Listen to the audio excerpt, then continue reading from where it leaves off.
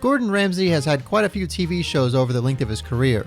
The two that I think are the most well-known based on conversations I've had with people are Hell's Kitchen and Kitchen Nightmares. Hell's Kitchen is basically a competition where chefs have to perform under extreme pressure, and whoever wins gets a job in one of Gordon's restaurants. Kitchen Nightmares is a show where Gordon finds a failing restaurant, spends around a week with them, tries to identify the problems that are causing them to lose money, and hopefully makes their business profitable. But the show does have a lot of cliches that are pretty much a staple of American reality TV. Lots of stinger sound effects when someone says something confrontational, overly dramatic music throughout, and a relatively predictable narrative throughout each episode. Gordon comes in, confronts the owners, they get mad, Gordon convinces them to make changes, and they have some degree of success after the changes are made. I'm not saying there's no deviation from that formula, but that's about 99% of the episodes. But honestly, despite that, I really like the show. I've seen every single episode. It's pretty entertaining, and I find it kind of fascinating to see what goes on behind the scenes in the restaurant world. But that's not what this episode is about. This episode is about another Gordon Ramsay show called Hotel Hell. If I'm being honest, Hotel Hell is really just an extension of Kitchen Nightmares with a slight twist. Kitchen Nightmares aired from 2004 to 2007, if you don't count some of the extra episodes they did, and Hotel Hell aired starting in 2014, 7 years later. Like I said, the formula of the show is pretty much the same, except that Gordon is now trying to help a hotel instead of a restaurant. But the hotels do have kitchens, and much of the focus of the episodes is on the quality of the food and how the kitchen is run. So not too dissimilar from Kitchen Nightmares, but that's fine by me. The thing I sometimes wonder about with shows like this is what happens to these businesses and the people from the episodes after the show airs? Are they even still open? It's been nearly 5 years since Hotel Hell aired its final episode, and I'm really curious which of the hotels has survived up until this point. One episode in particular had me wondering this because it stuck out in my mind. It's actually the very first episode from the very first season, and in my opinion, it had one of the more memorable hotel owners from the show. Let me give you a quick recap of the episode before we take a look at what's happened to the hotel up until this point. The hotel from this episode is the Juniper Hill Inn in Windsor, Vermont. It's literally a mansion in a very picturesque part of Vermont.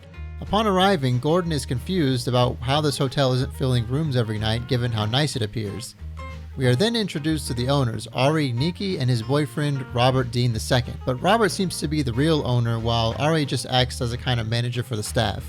Honestly, Robert comes off as a complete asshat in this episode. Obviously, I don't know the guy. Maybe the camera just made him look much less flattering than he is, but it's kind of hard for me to imagine that given what happens in the episode.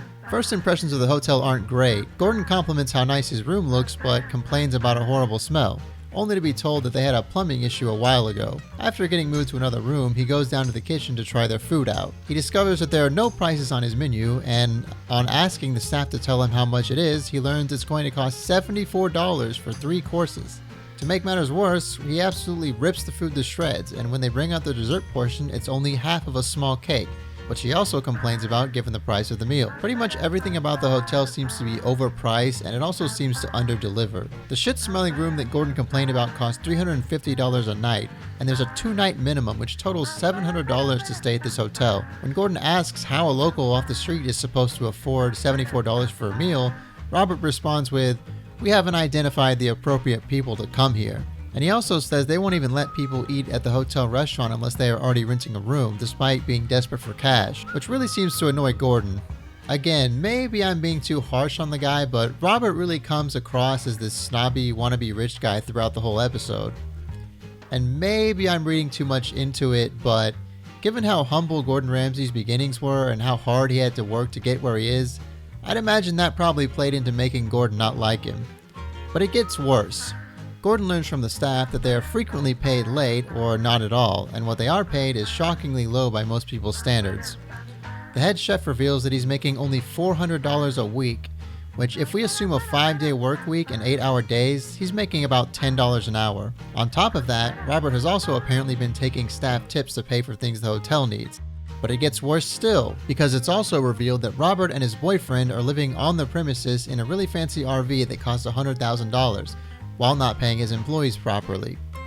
One part that made me laugh was when Gordon refers to his mobile home as an RV. You're 3 years away from 50, you should not be living in an RV. Well, we don't live in an RV. It is a motor coach, which is the higher end version of an RV. Gordon points out everything wrong with the food, the hotel, the prices, and the fact that the employees aren't getting paid, but Robert always just blames one of his employees or tries to justify what he does without taking responsibility. At several points in the episode, when confronted by his employees about the payment issues, he responds with something along the lines of, "You don't have to work here," which especially seemed to piss Gordon off. Oh, one other thing I forgot to mention is that Robert was also keeping several pigs as pets and paying for their food and upkeep despite apparently not being able to pay his employees. As far as the price of the hotel goes, the area didn't really seem like an upscale area, so it's kind of confusing as to why Robert was hell-bent on asking such exorbitant prices. Gordon even asked a local her opinion, and she said she wouldn't go there because it felt too snobby. It really just seems like Robert wants to be the king of a fancy, expensive hotel and not have to mingle with the common folk at all. After Gordon witnesses a horrendous dinner service, he has everyone come together for a meeting. This is pretty much a staple of these shows. During this meeting, Gordon absolutely rips Robert to shreds for all the shit he's been doing to his staff, and in one of the funniest parts of the episode, Robert tries to interrupt Gordon to make an excuse, and Gordon just loses his shit. It's not all about you, Robert. Robert's world, Robert's bubble, Robert's dream. You're not the Lord of the Manor, and you're not the Great Gatsby. You're Robert. There's only me in here. Excuse me. Go on then, you pompous fuck. Excuse me. Don't talk to me like that. What's wrong with it? But after this tense standoff moment, Gordon decides that in order to generate some revenue to keep the hotel afloat, Robert's massive antique collection that he says is worth $300,000 total needs to be sold. So Gordon brings in an expert to appraise the antique collection, but he gets some unfortunate news about it. What you have here doesn't read as a collection to me. It's kind of an accumulation. A lot of copies of things. Say that again? 25,000? $25,000. All this. And the painting? The painting is a copy, and not a good one, I'm afraid. Robert, I thought you said it was expensive, 18th century. Well, it's dated. I dated 17. It is, but it's not actually of that period at all. Even all this amazing silverware. I put $100 on everything on this table. $100? What about this? First period, this is Sheffield. Yeah, it's plate. What about this? This was probably the best part of the whole episode. I'm not sure what it is exactly, but there's something really funny about the way she just says, "I put $100 on everything on this table," as if she's getting ready to set up a yard sale or something. I guess because we finally see Robert's ego get deflated a little bit when he finds out his prized antique collection is mostly junk. I'm by no means an antique expert, but I feel like I've seen most of the stuff Robert has in his supposedly expensive collection in the back of a Ross store. But in classic Kitchen Nightmares fashion, Gordon gets Robert to apologize to his staff, retrains the head chef, gives them a new menu, and invites some locals to come and give the restaurant another shot. Robert even pays his estate manager in advance with $100 extra to make up for all the shit he'd done. In the second half of the episode, it seems like Robert has turned over a new leaf, but honestly, it kinda looks like he's struggling a little bit to do so. And the episode ends on a happy note with everybody upbeat. Now, I don't know if I'm realistic or just a cynical asshole, but in my experience, you can't really change someone's whole character in just 1 week. So what happened to the hotel? Is it still open? What are Ari and Robert up to these days? The first bit of info I came across was an article from a website called realitytvrevisited.com. But let me preface this by saying that I wasn't able to confirm all of the claims made in this article, and there are pretty much no sources anywhere. So take all of this with a grain of salt. The article claims that most of the staff from the episode of Hotel Hell were no longer working there by the time it aired, including the chef. It also claims that the hotel was bought by Ken Lucci and later reopened as the Windsor Mansion Inn. But by far the most interesting claim in the article is that Ari, the boyfriend of the main owner Robert, was arrested for assaulting a police officer in 2015. But it doesn't give any more info or sources on that. So obviously I had to know more info about all this and try to confirm whether any of it was true. So let's start with the fate of the hotel building itself. The episode of Hotel Hell aired on August 13, 2012, according to Wikipedia. On August 25, 2012, the Juniper Inn Facebook page made a post regarding the episode of Hotel Hell and their current situation. Basically, they said that thanks to the show's high ratings, their phone lines were ringing off the hook, and they thanked Gordon Ramsay for the impact he had on them. But they were a little bit critical of the show when they wrote, "We appreciate the outpouring of support from our guests, employees, neighbors, and friends, and are glad people looked at it, for the most part anyways, for what it was. Reality television entertainment." And it's signed Robert and Ari, and that's the last post on that Facebook page. The next piece of evidence is an article from the Rutland Herald from April 3rd, 2013. The article confirms that Robert and Ari are still in possession of the hotel and that it is still open. But besides that, things are not looking so good for the Juniper Hill Inn. Robert owes around $1.1 million to the bank in addition to other debts, and he's apparently 6 months behind on his mortgage. In a quote, Robert blamed the hotel's misfortune on a bad economy and Ari's bad health. Robert had this to say about the episode of Hotel Hell. The whole thing was presented to us that they were there to help. I will fight until my dying day that we are not the people portrayed on that show. Despite the hotel's seemingly imminent demise, Robert remained mostly optimistic and said he planned to continue trying to save the hotel. The next bit of evidence we have is another article from the Rutland Herald from July 25th, 2013, just 3 months after the previous article. This article says that the Juniper Hill Inn is going to be put up for a tax auction on August 9th if they don't pay what they owe by that time, which according to the article is around $120,000 in taxes, $1.2 million to their mortgage holder, and even more because they had several liens filed against them by electricians and mechanics. The article also has a quote from someone speculating that what will probably happen is that the bank that Robert owes money to would step in and pay the taxes to prevent it from being sold for cheap, while at the same time foreclosing on it. Basically, the bank would clean up the mess, but they would take away the hotel from Robert and Ari at the same time. Honestly, this isn't that surprising to me. The challenges facing the hotel were astronomical.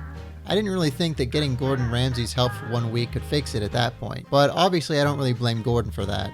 The next thing I found is an article from a news outlet called Enterprise. The article was published on November 22nd, 2015.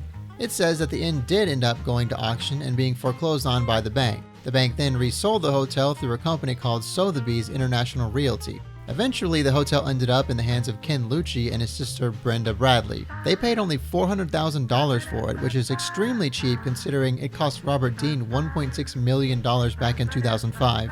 Lastly, the article says that Lucci has big plans to renovate the hotel and make it into a successful business.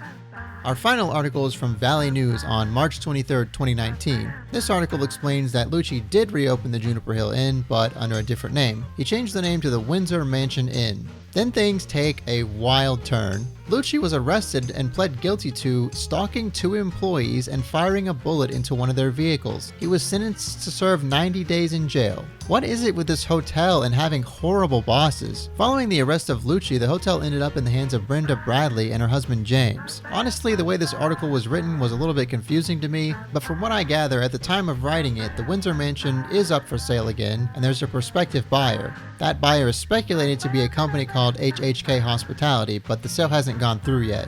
I was actually able to find a Zillow listing for the property, and it confirms most of what I found in these articles, but it does have some gaps.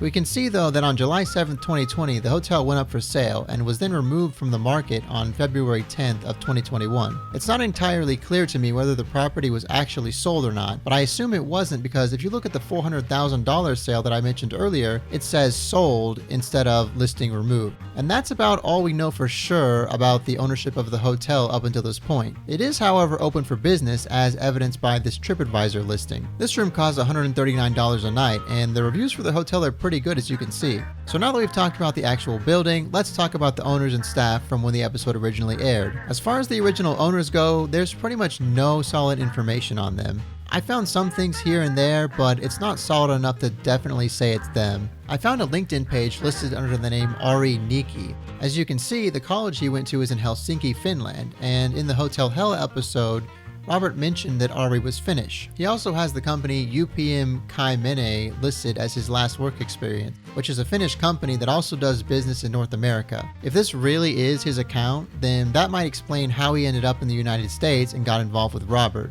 It also says that he left the company in 2008, and that would more or less line up with the timeline of events because he and Robert bought the hotel in 2005. Another interesting fact is that the location says Palm Beach, Florida. Remember that for later, but ultimately we really have no concrete proof that this is really his account. It's not very hard at all to fake a LinkedIn account. I also found a LinkedIn for Robert Dean that has manager of Juniper Hill Inn listed for his previous experience, but again, we have no way of knowing if it's really him or not. I also found some Facebook and Twitter accounts with their names or similar names, but again, there's really no way to determine if they're real. So now let's talk about the claim that Ari was arrested in 2015 for assaulting an officer. The only thing I could find regarding this was a Reddit post with this mugshot and a link to a website called arrestfacts.com. If you click on the link, it takes you to a page with the mugshot and some basic information about the arrest. I've never heard of arrestfacts.com, so I really can't attest to its trustworthiness, but I wasn't able to find anything else about this arrest through Google searches, which makes me doubt its authenticity. One thing that could possibly lend some credibility, though, is that the arrest was supposedly made in Florida, which, if that LinkedIn profile really was Ari, it might make sense. Or it could just mean that someone else found the same info I did and wanted to make it look convincing. What little I did find about the supposed arrest of Ari either had no sources or linked back to the same arrestfacts.com page, which makes me think that whoever wrote that realitytv.com article probably just saw that mugshot and took it as gospel.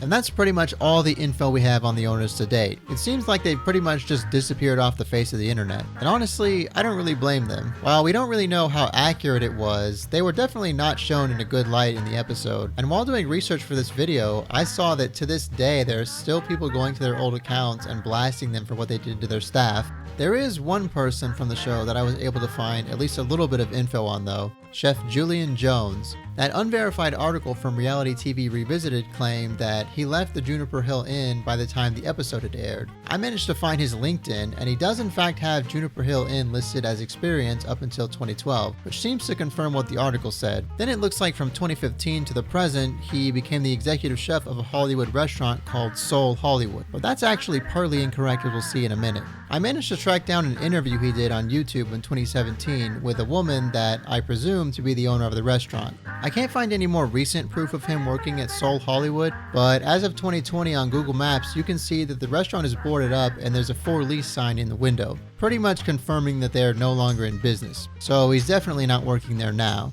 And that's everything we know about the previous staff of the Juniper Hill Inn. One of the things I really wanted to know is if all the employees were really replaced by the time the episode of Hotel Hell actually aired. Did they quit?